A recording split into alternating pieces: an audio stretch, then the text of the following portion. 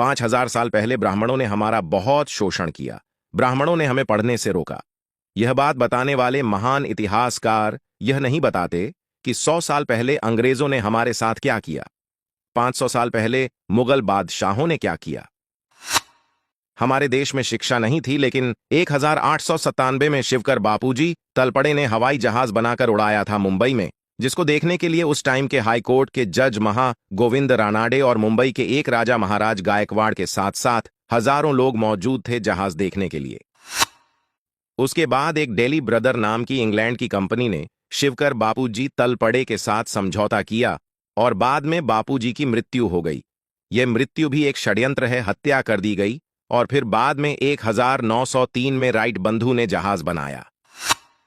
आप लोगों को बताते चलें कि आज से हजारों साल पहले की किताब है महर्षि भारद्वाज की विमान शास्त्र, जिसमें 500 जहाज 500 प्रकार से बनाने की विधि है। उसी को पढ़कर शिवकर बापूजी तलपड़े ने जहाज बनाई थी। लेकिन यह तथाकथित नास्तिक लंपट ईसाइयों के दलाल जो है तो हम सबके ही बीच से, लेकिन हमें बताते हैं कि भारत में तो कोई शिक्षा ही नहीं था, कोई रोजगार नहीं था।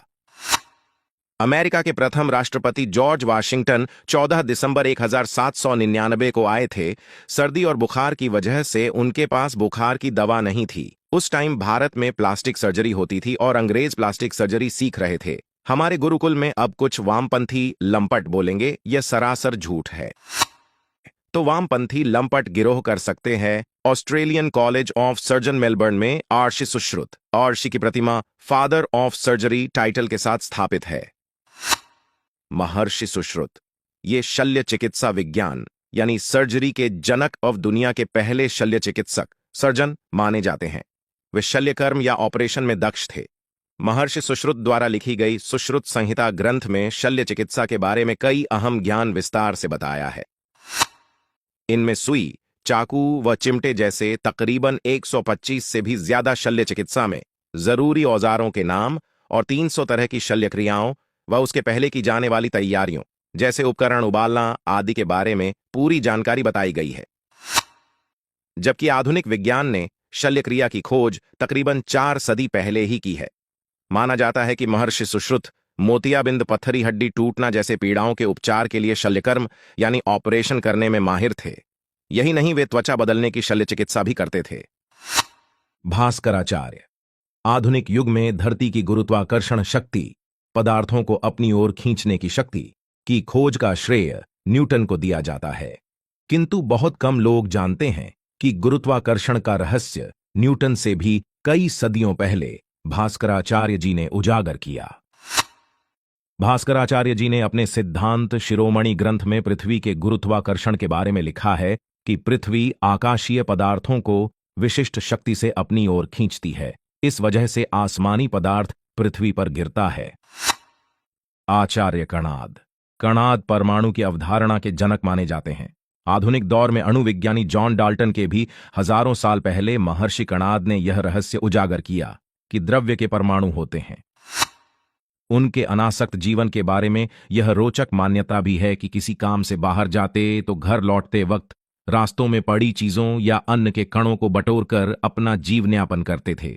इसीलिए उनका नाम कणाद भी प्रसिद्ध हुआ। गर्गमुनि गर्गमुनि नक्षत्रों के खोजकर्ता माने जाते हैं, यानी सितारों की दुनिया के जानकार।